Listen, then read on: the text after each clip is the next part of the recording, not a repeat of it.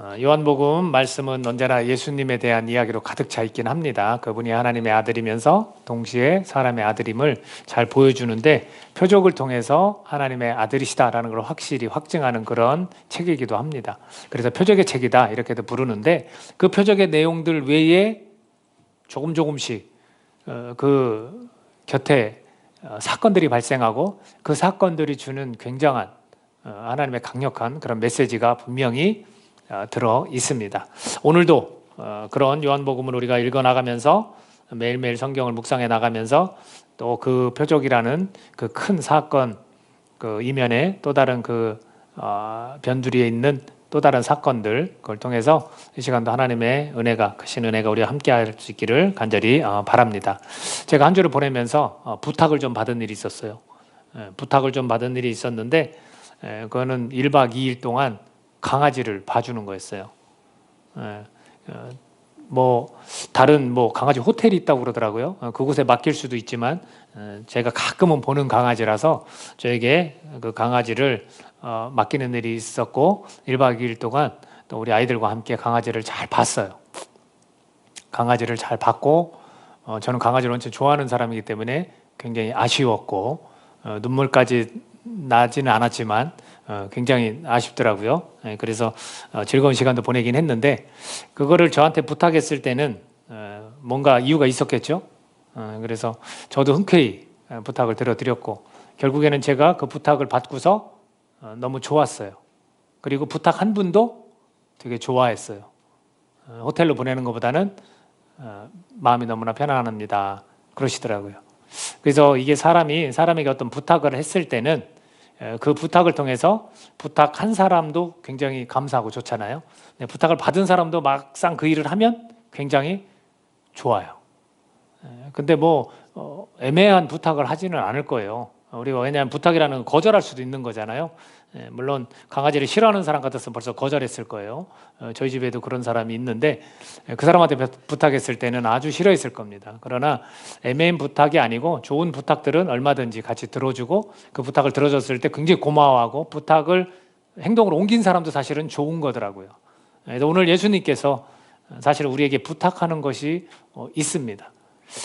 강아지 맡아주는 것도 부탁해서 내가 도와주는데 예수님이 부탁하는 거면 어떻겠습니까? 당연히 받아들이지 않을까요? 그죠? 여러분 같으면 어떻게 해요? 예수님이 오늘 여러분에게 부탁을 하신다. 그러면 여러분 어떡할 거예요? 나는 강아지 싫어하듯이 나 예수님 싫어하니까 나 그 부탁 안 들을 거예요. 이러실 겁니까? 아니죠. 그 부탁을 만약에 우리가 했다. 그럼 어떨까요? 부탁하신 분도 너무나 좋을 테고 또 그거를 받아서 우리가 한 사람도 좋지 않겠습니까? 자, 제가 오늘 어떤 얘기를 하려는지 이제 아시겠죠? 자, 그렇다면 예수님의 부탁을 한번 들어보도록 하겠는데 오늘 본문에서 여러분들이 이제 본문을 읽을 때 조금씩은 더 이렇게 쉽게 이렇게 깨달음 얻는 것 같아요. 왜냐하면 이 훈련이 저희 교회에서 계속해서 훈련이 됐기 때문에 조금 그게 더 빠르지 않나라고 생각하는데 자, 예수님의 부탁 우선은 이 본문도 여러분 베데스다라는 연못에서 오래된 병자가 고침받는 거거든요. 많이 들었죠? 자, 그래서 그 내용 중에 예수님이 부탁할 만한 것을 지금 한번 감을 잡아보자고요. 첫 번째로 봐야 될 게 뭐냐면 베데스다라는 이 모세 히브리어 말로 베데스다라는 이 뜻이 뭘까요? 자비의 집, 긍휼의 집 이렇게 나와 있습니다. 성경 주석만 봐도 다 나와 있거든요. 자비의 집, 긍휼의 집이다. 그래서 우리가 자비의 집이지만 자비가 없는 그런 사람들, 병자가 나섰는데 병자가 아닌 안식일에 규정을 하겠다 트집 잡는 사람들, 이거는 올바르지 않다. 예수님의 부탁 가운데 하나가 뭐겠습니까? 야, 자비의 집이면 긍휼을 베풀어라. 그런 거 아니겠습니까? 우리 교회가 긍휼이 있습니까? 긍휼이 있어야 되는 거죠. 교회들마다 긍휼이 있어야 돼요. 그 사람이 어떤 상황에 놓여 있더라도 어떤 규정과 규칙을 얘기하는 게 규율을 얘기하는 게 아니라 그 사람의 형편과 사정을 돌아보고 긍휼함으로 그 사람을 대하는 것. 이것도 예수님께서 우리에게 부탁할 수 있는 것 같아요. 그죠? 자, 그 다음에 또 하나 17절 한번 읽어볼까요? 17절 마지막 구절인데 17절 한번 같이 읽어보겠습니다. 자, 시작. 예수께서 그들에게 이르시되 내 아버지께서 이제까지 일하시니 나도 일한다 하시며. 자, 이 부분을 보니까 아버지는 누구예요? 하나님. 우리의 아버지는 누구예요? 하나님. 그 하나님께서 아버지라고 얘기하면서 자기 친아버지라고 얘기하면서 예수님께서 하나님도 일하시니 나도 일한다. 그럼 오늘 우리에게 만약 예수님께서 부탁하신다면 뭐겠어요? 나도 일하니 내 제자인 그리스도인 너네들도 일하라. 어떤 일입니까? 이런 오래된 병자가 예수의 이름으로 낫는 것처럼 우리 가운데 힘들고 어려운 사람이 예수님을 소개했을 때 예수님을 인하여 회복되는 것. 그런 일이잖아요, 일. 이제 그런 것들을 해라. 그러니까 예수님께서 부탁하신 것처럼 우리도 일해야 한다. 이런 것도 예수님의 부탁일 수 있죠. 자, 그 다음 세 번째로 한번 생각해 볼 건 10절 같이 한번 읽어볼까요? 10절. 본문 10절 한번 같이 읽겠습니다. 자, 시작. 유대인들이 병 나은 사람에게 이르되 안식일인데 내가 자리를 들고 가는 것이 옳지 아니하니라. 자, 안식일입니다. 안식일에는 굉장히 엄한 그런 규정들이 있습니다. 그래서 39가지 노동에 관한 규정이 있대요. 그런 규정이 있었답니다. 그럼 여기에서 이것이 여러분 잘 이해되세요? 예수님께서 내 자리를 들고 걸어가라 그랬어요. 내가 병이 낫기를 원하느냐 질문하시고 그럼 병이 나을지어다 이렇게 안 하고 야, 너 그 자리를 들고 일어나 걸어가 이랬어요. 그럼 이 자리를 들고 일어나 걸어간 게 문제가 된 거예요. 유대인들이 볼 때 안식일인데 야, 자리를 들고 걸어가는 것이 옳지 않다라고 했을 때 우리가 이 내용을 좀 이해하려면 자리를 든다는 것은 보세요. 이 사람이 이렇게 누워서 꼼짝할 수 없어요. 그러면 그 자리에는 뭐가 있었겠습니까? 거적대기나 무슨 뭐 천이나 방석처럼 이런 게 있었을 거 아닙니까? 그럼 그거를 집어서 걸어갔다라는 거예요. 39가지 규정 중에 하나가 짐을 옮기는 것을 하지 말라 이렇게 되어 있대요. 그래서 우리 한국교회가 조금 문제가 됐던 게 뭐냐면 여러분 거룩한 주일날 일요일날 우리 주일이라고 하잖아요. 주일날 주일 성수를 잘 하십시오. 아무것도 하지 마세요. 마트도 가지 말고 일을 하지 말고. 들었죠? 들어봤죠? 왜 안 들어본 것처럼 다들 표정이 그렇지? 들어봤잖아요. 아무것도 하지 말라는 거예요. 근데 이게 맞을까요? 그거는 어찌 보면 유대인들의 이런 안식일 규정을 지키는 것밖에 안 되는 거예요. 지금 우리는 그런 것들에서 자유롭고 그런 것들을 되도록이면 사실 안 하죠. 그래서 크리스천들의 어떤 가게를 운영하는 걸 보면 닫습니까? 문을 닫습니까? 안 닫습니까? 닫아요. 주일은 쉽니다 라고 하는 것들은 굉장히 바람직한 거예요. 그 쉰다는 것이 이런 주일의 규정 때문에 그래요? 아니죠. 그럼 토요일 날 지켜야 되죠. 안식일 규정이니까. 그게 아니라 주의 날 내가 온전히 주님과 쉼을 얻고 안식을 누리고 주님과 교제하겠다.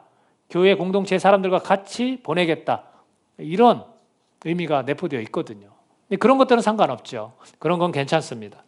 그런 것들을 오늘 우리에게 규정이 아닌 사람의 딱한 사정을 보지 못한다. 그래서 안식일에 대해서 바른 진리, 즉 본질이 무엇인지를 깨달아라 라고 예수님이 우리에게 부탁하시는 걸 수도 있습니다.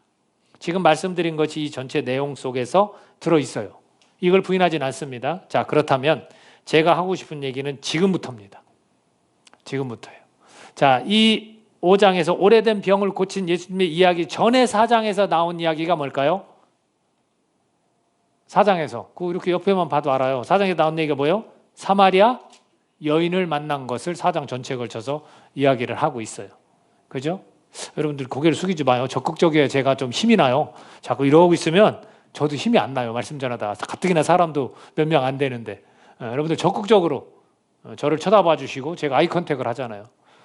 그러니까 여러분들도 적극적으로 말씀에 집중해서 잘 봐주시기를 부탁드립니다. 여러분 사마리아 여인은 4장에 이야기가 나왔는데 그 여인의 문제가 뭐였냐면 목마름이었어요. 목마름. 보세요. 12시에 이렇게 나온다고 한낮에 나온다는 것, 사람이 없을 때 나온다는 것은 예수님도 조용히 제자들이 먹을 걸 사가게 하고 혼자 그냥 기다리는 그런 부분들은 이 여자가 무슨 사연이 있어요. 사연이 있어서 들어보니 예수님께서 야, 여기 물은 사실은 마셔도 계속해서 목말라. 그런데 내가 주는 물은 그렇지 않다. 네가 내가 누군지 알았더라면 그 물을 달라 했고 내가 그걸 줬을 때 이것은 목마르지 않는 그런 물이었을 거야. 그렇게 말합니다. 그리고 나서 이 여인이 또 다른 이야기를 이어가요. 그랬을 때 예수님은 나는 너를 안다라는 표현을 했고 그 여인은 나는 남편이 없는 것에 대해서 예수님이 말했고 남편이 몇 명이었지만 실제 남편은 아니다라고 했습니다. 그렇다면 이 여인이 부정한 여인처럼 보이세요? 창피해서 그때 나왔을까 이런 것들을 우리가 추측해 볼 수 있는데 부정한 여인이 아닐 수도 있습니다. 오늘날의 남편이 5이다면 부정한 여인이죠. 근데 지금 벌써 2000년 전이에요. 여러분 우리가 조선시대만 해도 2000년도 더 안 가서도 조선시대에 그 벼슬이 있는 사람은 아내를 몇 명이나 둘 수 있었어요. 그렇죠? 첩도 들 수 있었고, 그리고 이런 지금 현실에 비춰보면 정말 얼토당토하는 말이지만 그 당시에 첫째 아들이 죽으면 둘째 아들이 형수에게 들어갔어요. 결혼을 했다고요. 그러면 또 둘째 아들이 죽으면 누구한테 또 들어가야 돼요? 셋째 아들에 들어가야 돼요. 이런 것. 이런 것들이기 때문에 남편이 다섯이라는 건 그런 다섯 형제가 있는, 굉장히 대가족이잖아요. 사실 저희 부모님만 해도 9남매였거든요.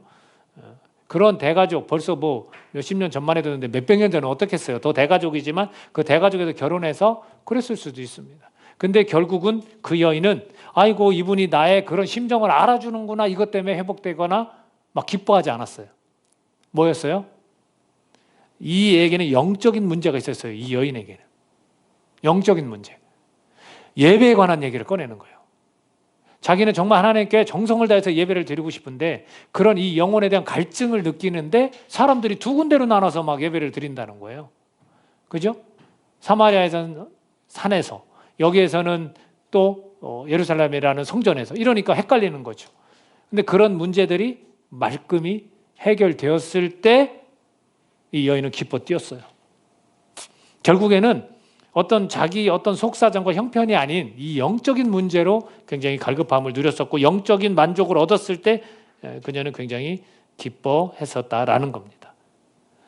저는 오늘 본문도 마찬가지로 더 깊은 의미는 없을까라는 것이 38년 된 병자도 마찬가지라는 거예요. 자기의 병이 나아서 정말 기쁘고 즐거웠을까? 당연히 그럴 수 있죠. 그러나 그보다 더한 일이 분명히 있다라는 것. 그래서 진실로 예수님께서 원하시는 부탁을 우리가 찾을 수 있다라는 겁니다. 이게 이제 성경의 흐름이 비슷한 맥락으로, 사실은 동떨어진 얘기도 하지만 비슷한 맥락으로 가거든요. 왜? 예수님께서 여러 가지 사건을 통해서 동일한 것을, 메시지를 주고 싶은 거지, 야 이럴 땐 이렇게 하고 저럴 땐 저렇게 하고, 야 이건 이거야, 이것만은 아니거든요. 또 다른 사건을 통해서 동일한 메시지가 계속 전해지고 있는 게 성경의 핵심 내용들이거든요. 자, 그래서 그 근거가 되는, 좀 더 우리가 더 깊은 의미를 찾는 거에 근거가 되는 말씀이 뭐냐면 14절입니다. 같이 한번 읽고 보겠습니다. 14절.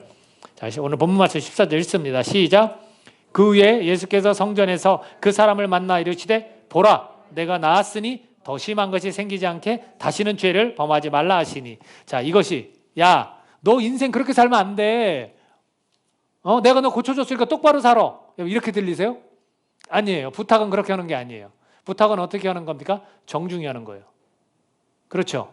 지금 이 대목, 이 뉘앙스가 어떠냐면, 야, 네 병이 나았어. 너 좋지? 나도 기뻐. 근데 너 이거보다 더 심한 것이 생기지 않도록 다시는 죄를 범하지 마. 자, 어디에 강조점이 있는 것 같아요? 병이 나은 거에 관심이 있으십니까? 아니면 다시는 죄를 짓지 않는 거에 관심이 있으십니까? 에? 그렇죠. 그거예요. 예수님은 수많은 기적들을 행하셨어요. 그냥 벌떡벌떡 일으키고, 사실은 예수님한테는 아무것도 아니었어요. 근데 그거를 가르쳐 주시는 게 아니에요. 나 이런 사람이야, 나 이런 능력을 가진 하나님의 아들, 이게 아니었어요. 꼭 당부하고 부탁하시는 게 뭐냐면, 야, 다시는 죄를 짓지 마. 다시는 죄를 짓지 말아요. 근데 재미난 게 뭐냐면, 뭐라고 하셨냐면, 자, 내가 나았으니 더 심한 것이 생기지 않게, 이 말을 하신다는 거예요. 자, 그래서 다 나았다. 그거를 우리가 좀 주목했으면 좋겠고, 또 하나는 뭐라고요? 더 심한 것. 그리고 또 하나는 다시는 죄를 짓지 말라. 요거예요. 세 가지를 보자고요. 자, 첫 번째로 나았다. 자, 38년 된 병자가 고통이 얼마나 심했을까? 자, 여기 그걸 공감할 수 있다라고 자신 있게 얘기할 수도 있을까요? 없어요. 38년 된 병자는 일어서지도 못했어요. 그런 병자가 자기 몸 하나 이렇게 질질 팔로 뭐 끌었을 수도 있어요. 아니면 다른 사람들이 들어다가 옮겨야만 움직일 수 있는 사람일 수도 있습니다. 38년 동안 병을 앓았다는 것에 대해서 그 고통을 누가 알까요? 본인밖에, 당사자밖에 모르는 겁니다. 근데 누군지도 모르는 사람이 물에 들어가지도 않고 병이 나와버렸어요. 지금 이 내용에 있어요. 누군지 모른다고 자기는. 근데 나중에 성전에 가서 말을 해줬기 때문에, 이런 부탁, 당부를 하셨기 때문에 그 사람이 예수입니다라고 말하거든요. 그리고 이 사람이 병을 나을 수 있는 유일한 길이 있어요. 뭐예요? 물에 들어가는 거. 물에 들어가는 거. 자, 제가 5절부터 읽었는데 1절부터 4절까지 읽어드릴게요. 잘 들어보세요. 그 후에 유대인의 명절이 되어 예수께서 예루살렘에 올라가시니라. 예루살렘에 있는 양문 곁에 히브리 말로 베데스다라 하는 못이 있는데 거기 행각 5이 있고 그 안에 많은 병자, 맹인, 다리 저는 사람, 혈기 마른 사람들이 누워서 물의 움직임을 기다리니 이는 천사가 가끔 못에 내려와 물을 움직이게 하는데 움직인 후에 먼저 들어가는 자는 어떤 병에 걸렸던지 낫게 되밀어라. 38년 된 병자가 유일하게 희망을 걸고 있는 게 뭐예요? 그 못에 들어가서 맨 먼저 딱 들어가는, 내가 저 물에 풍덩하고 들어가면 몸을 딱 담그면 나는 나을 수 있어. 그랬던 사람인데 물에 들어가지도 않고 병을 고쳐주었으니, 누군가가 나를 고쳐주었으니 여러분 얼마나 기뻤겠습니까? 얼마나 기뻤겠어요. 마음의 고통과 시름, 근심, 이것이 가득한 사람이 그것이 해결됐을 때 이 기쁨 얼마나 기가 막힐까요? 근데 여러분 재밌어요. 자비의 집이랬잖아요. 베데스다가. 자비의 집이 경쟁의 대상이 되었어요. 왜? 딱 한 사람만, 먼저 들어가는 사람만 고침을 받아요. 이게 말이 됩니까? 마치 이 교회가 자비의 집과 같은 곳이다 라고 한다면 그것이 경쟁의 대상이 되면 되겠습니까? 안 되는 거예요. 그럼 세상과 다를 게 전혀 없는 거예요. 교회 공동체는. 우리가 이걸 주의해야 되거든요. 몇몇 사람만 혜택받는 것처럼 되면 안 되는 거죠. 우월 같은 거 또는 엘리트 집단 이런 건 안 되는 거예요. 다양한 사람들이 직업 상관없이, 다양한 사람들이 교육 상관없이, 다양한 사람들이 나이 상관없이 모두가 동등하게 혜택을 받을 수 있는 주님의 은혜를 경험할 수 있는 곳이 어디겠습니까? 경쟁 대상이 없는 곳이 어디겠습니까? 교회라는 거예요. 세상에 그대로 것을 교회로 가지고 들어오면 안 되는 거죠. 내가 세상에 나갔을 때 세상은 그럴 수밖에 없는 곳이지만 내가 교회라는 공동체는 그러면 안 되는 것이죠. 자비의 집이 이렇게 경쟁 대상이 되어버렸다라는 거예요. 그러니 몸이 약삭바라지 못하고 누가 들어주지 못하면 자기는 병이 나을 수가 없다라는 거예요. 얼마나 딱한 사정입니까? 안타깝죠? 그런데 누군가가 직접 다가왔어요. 누군가가 찾아왔어요. 누군가가 나의 고통을 알아요. 그리고 물에 집어넣지도 않고 유일한 희망이었던, 물에 들어가야만 나는 38년 된 병이 나을 줄 알았는데 물에 들어가지도 않고 경쟁하지도 않고 그분은 나의 병을 고쳐주셨어요. 우리의 병을, 우리의 그런 시름과 고통과 고난을 그분은 해결할 수 있다는 거예요. 그런데 중요한 것은 38년 된 병자가 과연 병만 나았을까요? 그리고 예수님도 하나님께서 일하시니 나도 일한다고 했는데 그러면 예수님도 그 병만 낫기 위해서 일하신 걸까요? 이거는 우리가 충분히 납득이 가는 부분입니다. 그렇지 않다라는 거예요. 그렇다면 두 번째로 넘어와서 더 심한 것이라는 것, 더 심한 것이 걸리지 않게 죄를 짓지 말라고 하거든요. 더 심한 것은 뭘까요? 육체의 고통일까요? 아픔일까요? 아픈 몸일까요? 아니라는 것을 우리는 이거 알 수 있게 되는 겁니다. 아닌 거예요. 그게. 여러분 이렇게 생각해 보자고요. 여러분 그러면 죄 때문에 육체의 고통이 생깁니까? 어느 정도는 인정해야 될지도 몰라요. 죄를 지면 그 죄 때문에 어딘가 뭔가 뭐 우리가 심적으로나 정신적으로 고통스러워도 몸까지 나빠질 수 있다고 쳐요. 어느 정도 인정한다고 칩시다. 그러면 죄를 짓고도 육체가 건강한 사람이 있다는 것을 보면 어떻습니까? 죄를 져도 육체가 건강한 사람들이 있어요. 그렇죠? 그러면 인정하기 이거는 어려워지는 겁니다. 그러니까 예를 들어서 구장에 가보면 어떤 사람이 나오면 날 때부터 맹인된 사람이 태어나요. 그랬을 때 제자들이 궁금했어요. 예수님, 저 맹인된 사람이 부모님의 죄 때문인가요? 아니면 자신의 죄 때문인가요? 그랬을 때 예수님이 뭘 했어요? 야, 이것도 아니고 그것도 아니야. 이건 하나님의 일을 나타나기 위해서. 그 사람은 눈이 안 보이는 것뿐이야. 그리고 눈을 떴습니까? 안 떴습니까? 눈을 뜬 거죠. 그걸 봐서도 이런 육체의 고통과 죄와는 별개일 수 있다라는 겁니다. 사실 육체의 고통보다 여러분들 더 괴로운 것들도 많죠. 그렇지 않습니까? 자, 어떻게 이어지나 봅시다. 사실은 이 사람이 38년 된 병자가 이런 생각을 하지 않았을까 싶은데요. 7절 읽으면서 이야기해 볼까요? 7절 한번 7절 읽어보겠습니다. 시작. 병자가 대답하되 주여 물이 움직일 때에 나를 못에 넣어주는 사람이 없어 내가 가는 동안에 다른 사람이 먼저 내려가나이다. 자신도 노력해보려는 거예요. 가려고 그렇게. 막 얼마나 그 간절하고 얼마나 정말로 그 열정적으로 그 병에 물에 넣어서 병이 낫고 싶어서 그렇겠습니까? 그래서 그 사람이 얼마나 그게 안 됐을 때 한탄하고 자신을 원망했겠습니까? 내가 다리에 조금만 힘만 있어도, 내 팔에 조금만 힘만 있어도 먼저 들어갈 수 있는데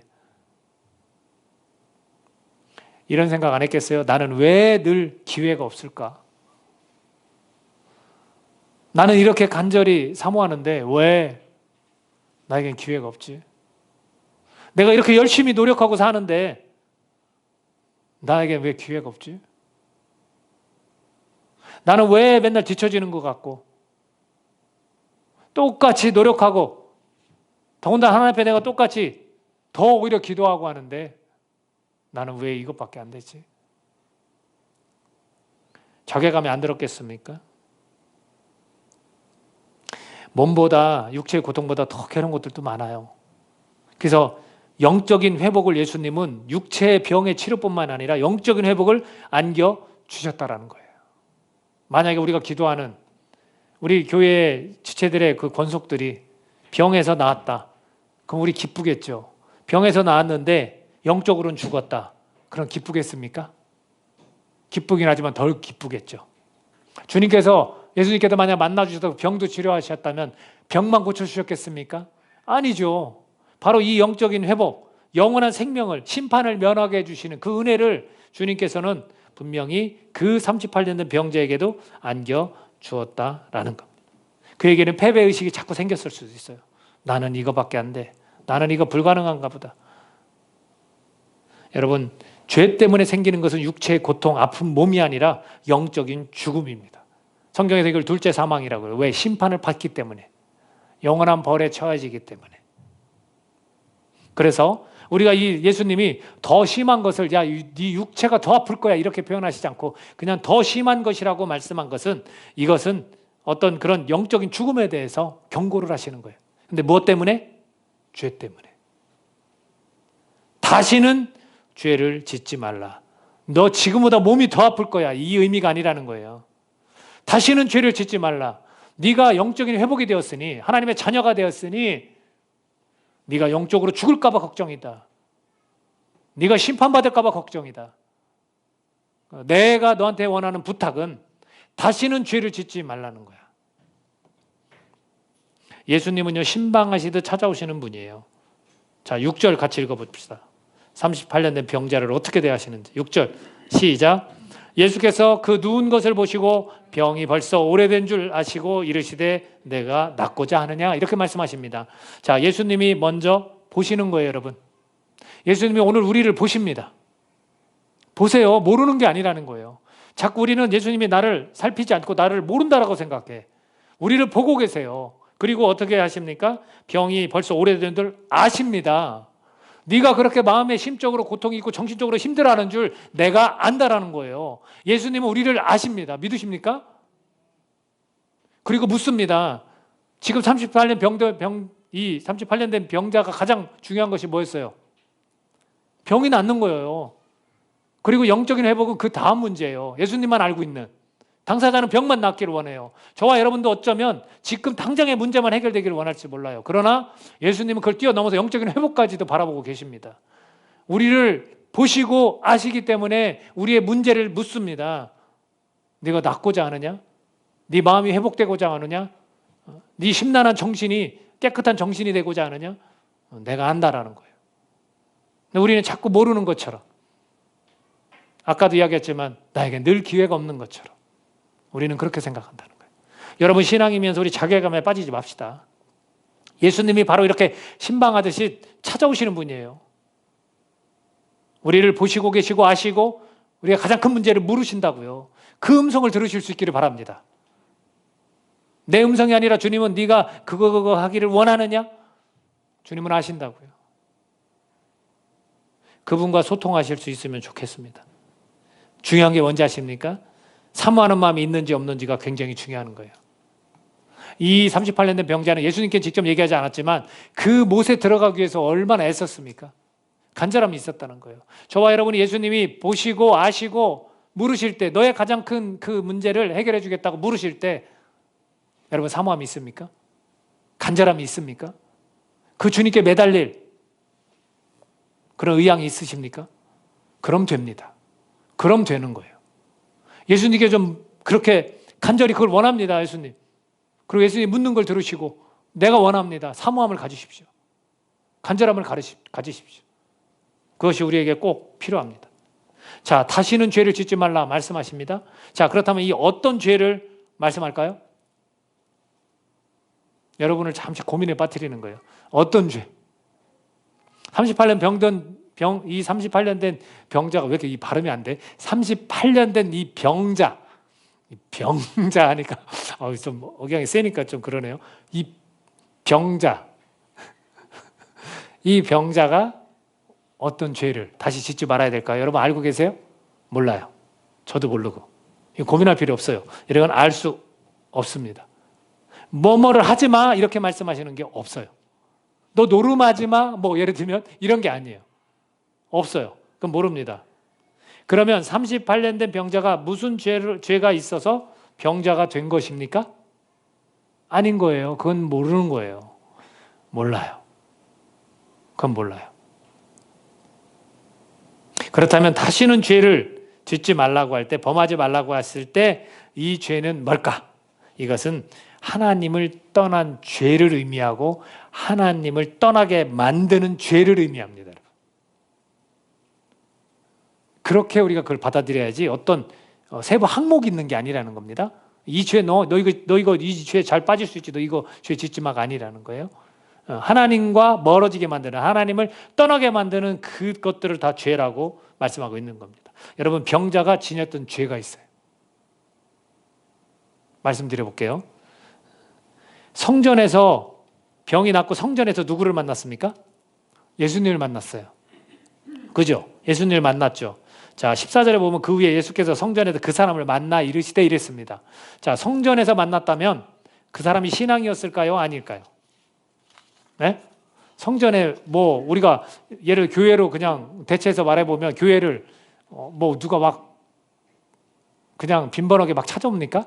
아니잖아요. 이 사람이 성전에 갔다는 것은 신앙인일 가능성이 굉장히 높은 거예요. 7절 읽어보겠습니다. 7절 한 번 더 읽겠습니다. 자, 시작. 병자가 대답하되 주여 물이 움직일 때 나를 못에 넣어주는 사람이 없어 내가 가는 동안에 다른 사람이 먼저 내려가나이다. 자, 이 사람이 이런 간절함은, 병이 낫고자 하는 간절함은 있었지만 이 사람이 그 간절함이 방향이 잘못됐어요. 자, 나를 못에 넣어주는 사람이 없어서 그렇다. 자, 누구를 의지하고 있습니까? 사람을 의지하고 있어요. 주변 환경을 의지하고 있어요. 신앙인이 사람을 의지한다면 이게 신앙인이라 할 수 있을까요? 여러분, 그러면 신앙인이라면 하나님을, 예수님을, 성령님을 의지하는 자들이 하는 거는 지당한 이야기예요. 그렇죠? 신앙이 사람을 의지하는 것이라면 과연 하나님을 우러러보는 것이 필요할까요? 필요치 않습니다, 여러분. 사람을 우러러보는데 무슨 신앙이 필요합니까? 그러면 사람을 바라보면 되는 것이고 사람을 의존하면 되는 거예요. 근데 그 사람을 의존하던 사람을 주님께서 불러냈을 때는 누구를 우러러보라고 불러낸 겁니까? 사람을 바라봤던 시각에서 하늘을 바라보는, 하나님을 바라보는, 내 안에 계신 예수님을 바라보는, 성령님을 바라보는 그 관점을 주시기 위해서 불러낸 거잖아요. 그러니 38년 된 병자가 신앙이 가능성이 있는데 그가 자기 병이 낫고자 한 것을 사람을 의지해서 나를 들여다 넣어야만 나을 수 있다라고 여긴 거예요. 얼마나 많은 신앙인들이 여러분, 사람의 도움이 있어야 내가 회복될 수 있다라고 생각합니까? 주변 환경이 바뀌어야 내가 나아질 수 있다라고 생각합니까? 그게 아니라는 거죠. 이것이 38년 된 병자가 갖고 있었던 죄예요. 신앙인이 위험한 게 뭐냐면 하나님을 바라보도록 불러냈는데 사람을 바라보고 자꾸 세상을 바라보는 것, 이것이 위험한 거예요. 이것이 죄가 되는 거예요. 그것 때문에 하나님과 멀어지는 거예요. 하나님을 그것 때문에 그 믿음에 떠나가는 거예요, 여러분. 다시는 죄를 짓지 말라가 뭐냐면 바로 하나님과 멀어지게 하는 것들. 그래서 우리는 이 죄의 고리를 끊어야 하는 겁니다. 하나님과 나를 끊어지게 만드는 것들을 우리는 끊어야 하는 거예요. 그러니까 다시는 죄를 방해하지 말라, 이렇게 말씀하고 있는 겁니다. 여러분 보세요. 이 부탁이 다시는 죄를 짓지 말라, 그러지 않았으면 좋겠다라고 부탁하시는 거, 제발 그러지 말라라고 당부하시는 게 또 있습니다. 제가 이 사건만 가지고 이야기하는 게 아니에요, 사실은. 자, 우리가 5장을 읽었는데 8장에 가보면 누가 등장하냐면 가늠한 여인. 아시죠? 자, 이 여인은 현장범이에요. 음행하다가 현장에서 잡혔어. 그 모면할 길이 있을까요? 율법에 의하면 돌로 딱 쳐야 돼요. 그러니까 율법 이 선생들이 데리고 와서 돌로 던져라고 하는데 이게 하나님의 법인데 어떡하실 겁니까? 얘기해요. 그랬더니 예수님께서 땅에다 이렇게 앉아서 뭔가를 막 쓰셔요. 그러다 일어나서 뭐라고 말씀하셨어요? 야, 죄 없는 자가 돌로 쳐봐. 그리고 다시 땅에 앉아서 뭔가 쓰셨어. 그랬을 때 그 여인에게 뭐라고 말씀하십니까? 혹시 성경 넘기셨어요? 11절 같이 한번 읽어볼까요? 8장 11절 시작. 대답하되 주여 없나이다. 예수께서 이르시되 나도 너를 정죄하지 않았노니 가서 다시는 죄를 범하지 말라 하시니라. 보세요. 다시는 죄를 범하지 말라 똑같이 말씀하세요. 그럼 예수님께서는 누구든 그 사람이 어떤 죄를 졌었고 어떤 입장이어서 병이 나았던 이런 거는 예수님께는 별로 중요하지 않아요. 다 해결할 수 있는 부분이에요. 그러나 정말로 부탁하시는 게 뭐냐면 동일하게 말씀하시는 게 이 음행한 여인과 38년 된 병자와 오늘 이 자리에 있는 우리에게 동일하게 말씀하시는 게 뭐냐면 다시는 죄를 범하지 말라. 여러분 그거예요. 이 다시는 죄를 범하지 말라라고 했을 때 이 여인은 욕구를 충족시켰던 여자였어요. 우리가 사람을 바라보고 또 우리가 세상을 바라본다는 것은 우리의 욕구를 충족시키기 위해서 그런 거예요. 또 어쩌면 이 여인이 음행이라는 것이 뭐 실수였을지도 모릅니다. 그게 성적인 욕구가 아니고 돈을 벌기 위해서 그랬을 수도 있습니다. 왜? 음행을 하는 현장에서 잡혔으니까. 결국 그거는 세상을 의존하고 사람을 바라보는 그와도 똑같은 그런 현상입니다. 그것 때문에 하나님과 우리는 멀어질 수 있다라는 겁니다. 그래서 그 영향을 미치는 것, 그 죄 때문에 영향을 미치는 것들에 대해서 주님께서는 하나님과 멀어지는 결과를 낳을 수밖에 없다. 그래서 내가 너희한테 부탁을 한다. 다시는 죄를 짓지 말아라. 그것이 정말 중요한 거다. 지금 이 여인에게 예수님께서 야 가서 다시는 음행하지 마 이렇게 얘기하셨습니까? 아니라는 거예요. 아니라는 겁니다. 죄 때문에 하나님과 멀어질 수 있으니 믿음을 잃어버릴 수 있으니까 그것을 조심하기 바란다. 오늘 우리에게도 동일하게 말씀하고 계시는 거 아닙니까? 우리가 신앙인이라고 하나님을 우러러보고 있지만 정작 예수님께서 부탁하시는 거, 야 너네 제자니까 복음 전에 이것만 말씀하십니까? 아니에요. 오늘 본문을 통해서는 가장 중요한 것이 뭐냐면 오늘 우리에게 주님은 말씀하십니다. 다시는 죄를 범하지 마. 그것 때문에 하나님을 떠날 수 있어. 하나님과 멀어질 수 있어. 믿음을 잃을 수 있어. 이것이 정말 중요하기 때문에 너네한테 부탁하는 거야. 계속해서 일하는 것만 부탁하시는 게 아니에요. 우리는 너무 편협된 생각으로 자꾸 이 복음서 주님의 이 복음을 받아들이는데 그게 아니라는 거예요. 오늘 우리에게 주님께서 죄를 하나님은 얼마나 미워하시는지 모릅니다. 그래서 하나님께서 때로는 죄에 대한 엄한 경고뿐만 아니라 엄하게 막 경고하잖아요. 죽으리라 막 이렇게 말씀하시고 그것뿐만 아니라 예수님이란 분을 통해서 부탁을 하시는 겁니다. 여러분 예수님께서 우리에게 이런 부탁을 하실 때 우리 모두가 다 다시는 죄를 범하지 않는 그 부탁을 들어드리는 그런 신앙인이 되셨으면 좋겠습니다. 다시는 죄를 범해서는 안 된다라는 거예요. 주님께서는 나의 그 영혼의 안전을 걱정해 주십니다. 그게 진짜 중요한 거예요. 내가 믿음 잃지 않기를 주님은 바라시고 부탁하시는 겁니다. 내가 하나님의 그 자녀된 도리를 잘 유지해 나가기를 원하셔서 오늘 우리에게 예수님은 부탁하십니다. 다시는 죄를 범하지 마라. 그 피로 우리의 죄를 다 깨끗이 주님께서는 용서해 주셨습니다. 우리가 정말 죄에 대한 경각심을 갖고 하나님과 멀어지는 것들을 우리가 멀리할 수 있고 그 연결고리를 다 끊어버릴 수 있는 그런 주님의 자녀들이 모두 되어주시기를 예수님의 이름으로 축복합니다. 같이 기도하겠습니다.